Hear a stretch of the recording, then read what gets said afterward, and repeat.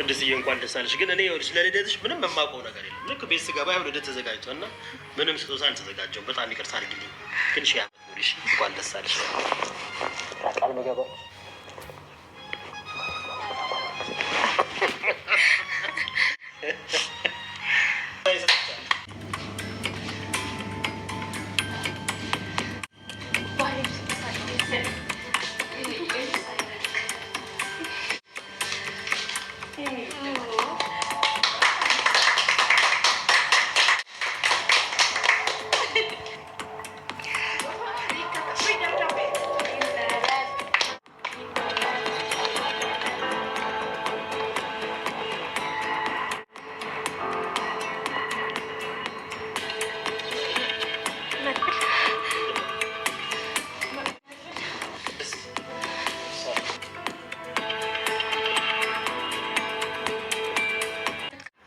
ግን የሱ አስፈላጊነት አልታየኝም። ካሌብም ይዘህ አስረክበኝ እያለኝ ነው። ቆይ ለምን ፈልጓት ይሆን? እሱ ለእኔም አልገባኝም። ምናልባት አንተ ስላስመለጥካት ክብሩ ስለተነካ ወደ ድሮ ክብሩ ለመመለስ ወይንም ደግሞ አንተን እንደ ድሮ ሎሌ ለማድረግና ለማዘዝ ፈልጎ ሊሆን ይችላል። አለምዬ ሀሳቧን ስለቀየረች ወይም ደግሞ ጥሩ ሀሳብ ስለመጣች ማን ነው እንደኔ ደስ ያለው። በባለፈው ማኔ ጋር ሳሳስባኝ ነበር። ምክንያቱም እያሰበች ያለችው ነገር አእምሮ ውስጥ እየመጣ ያለው ነገር በጣም ነበር የሚያስፈራው። በተለይ ቅድስቲንና እዚህ በቃ ህይወቷ ገባለሁ ምናምን ያለችው ነገር በስማም እኔ በጣም አሳስቦኝ ነበር። ምክንያቱም እዚህ ጋር ብሩክ ታሟል፣ ቅድስቴ ራሷ የሆነ እዚህ ጋር ሀሳብ ጭንቀት አለባት፣ ብዙ ነገሮች አሉባት። ስንት መከራ የከፈለችለት ብዙ መስዋዕትነት የከፈለችለት እዚህ ጋር ትዳሯ ባለቤቷ ታሞ ምናምን ብዙ ነገሮች ተበላሽተውባታል። እንዳሰበችው አልሄደላትም። በዚህ ስሜት ውስጥ ሆና ደግሞ እሷ በቃ ህይወትሽ ካልገባሁኝ ስትላት ነበርና እሱ ነገር በጣም አሳስቦኝ ነበር። ምክንያቱም ከባድ ነው ጋይስ ታውቃላችሁ፣ ሰው በሰው ህይወት መካከል ከገባ በጣም አስቸጋሪ ነው። እሷም ደግሞ እንዳይከፋት ብላ ቅድስቴ ማለት ነው ለሷ እህቷ ስለሆነች በዛ ላይ አንቺን ብዬ መጥቼ ምናምን የሚለው ነገር ስላለ በቃ ለማስረዳትም አንዳንዴ ለሰዎች እኮ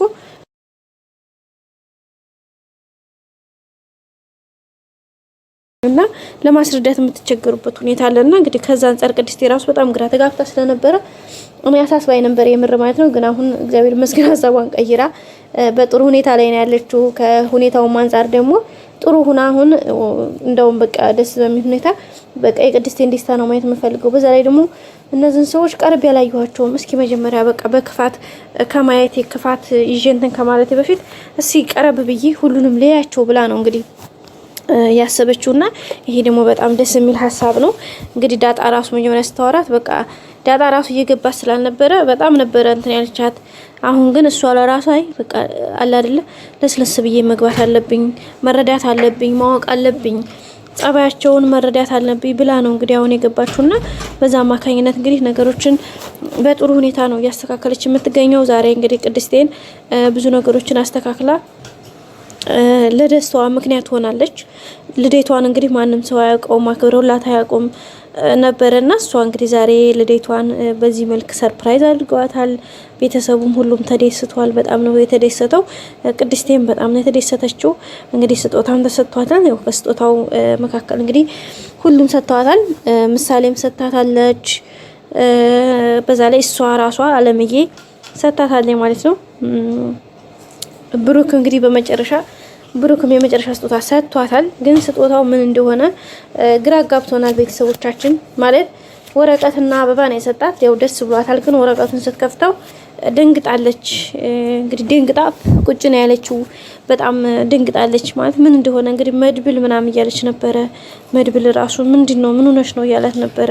እንግዲህ ያው ብሩኬ ወረቀትና እስክሪብቶ ስጪ ብሎ ምሳሌን አምጥቶ ወረቀቱን ደብዳቤውን ጽፎ ነው የሰጣትና ረጅም ጽሁፍ ነው። ምን ብሏት ይሆን? እውነት በጣም ከባድ ነው።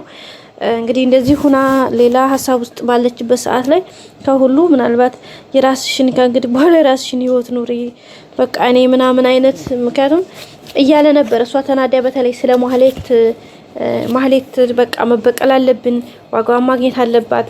በቃ ካሁን በኋላ እስካሁን ብሩኬ ይሻለው ብዬ ነው እንጂ እሷ ማን ስለሆነች ነው ምናምን እያለች እንግዲህ ለመድብል ስትል አንዳንድ ነገሮችን ማውራት አለብን፣ ዋጋዋን ስራዋን ማግኘት አለባት ብላ ስትል እንግዲህ መድብል በቃ ተረጋጊ እባክሽ ምናምን ሲላት በጣም ነበረ ስሜታዊ ሆና ስትናገር የነበረውና ያንን ስትናገር ብሩኬ በቃ ከምትችለው በላይ ስለሆነባት ይሄን ያክል በቃ ለበቀል ራሱ ተነሳሳች።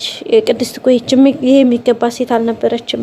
ለኔ ብላ ብዙ መከራ ከፈለች፣ ብዙ መስዋዕትነትን፣ ብዙ ነገሮችን አደረገች። ግን እኔ እሷን ልጠብቅ እሷን ደግሞ ልንከባከብ አልቻልኩም፣ አልታደልኩም። ስለዚህ በቃ ካሁን በኋላ እያለ እያሰበ ነበረና በሆዱ ምናልባት እሱን ነገር ጽፎላት ይሁን ለዛ ይሆን የተናደደችው ወይ ደግሞ የሆነ ምን መልእክት እንደጻፈ አላቅም። ብቻ ቅድስቴ በጣም ደንግጣለች።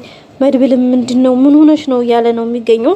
እንግዲህ ሁሉም ነገር ሰላም እንደሚሆን ተስፋ እናደርጋለን። ምክንያቱም መድብላ ማነው ብሩክ ካሁን በኋላ እኔና አንቺ እዙ ጋር ይበቃል ወይ ራስሽን ህይወት ጀምሪ ምናምን ካለ አይጠቅማትም ማለት እንደውም ሌላ ስሜት ነው የሚጎዳታል።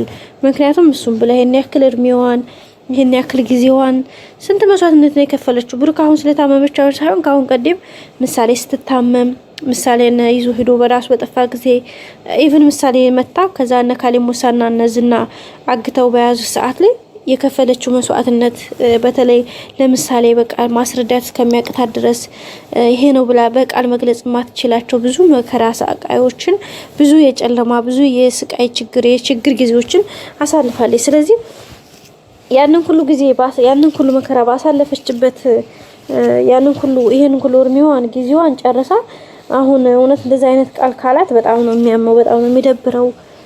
በቃ ተስፋዋ እንዲሟጠጥ ያደርጋታል ማለት ነው። ያው በእርግጥ ምናልባት እሱም ለሷ አዝኖ ነው።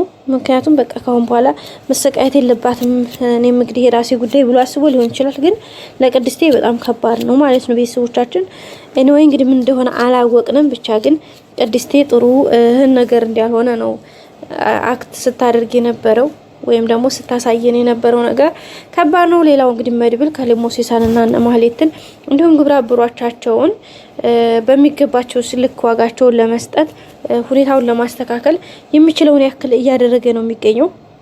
ብዙ ስቴፖችን ሄዷል።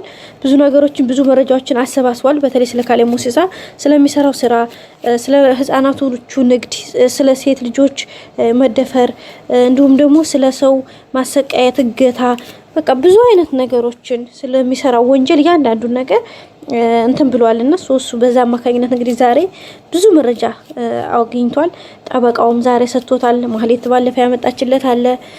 በዛ ላይ ደግሞ እንዲሁም ታረቀኝ በማህሌት በኩል እንዲመጣለት የፈለገው ነገር ስለነበረ ከካሌብ ጋር እሱንም አምጥቶ ሰጥቶት አሁን ይሰጠዋል።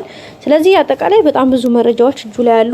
ይሄ ደግሞ ለመድብል በጣም ትልቅ ነገር ነው። ምክንያቱም ካሌብ ሞሲሳን ለመጣል ወይም ካሌብ ሞሲሳን እንዳይነሳ አድርጎ ለመጣል ብዙ መረጃ ማስረጃ ግዴታ ስለሚያስፈልገው በዛ አማካኝነት እንግዲህ ብዙ ስቴፖችን ሄዷል። እንግዲህ በቅርቡ ሁኔታዎችን አስተካክሎ በሚገባው ልክ እሱ ማጋውን አግኝቶ ካሌብም ወደ እስር ቤት የሚወርድበት መድብልም ከነቤተሰቡ ደስታን የሚያጣጥምበት ጊዜ ቅርብ ነው ብለን እናስባለን። ቀጣይ ክፍል እንገናኝ። ሼር፣ ላይክ፣ ሰብስክራይብ አድርጉ። እወዳችኋለሁ። ባይ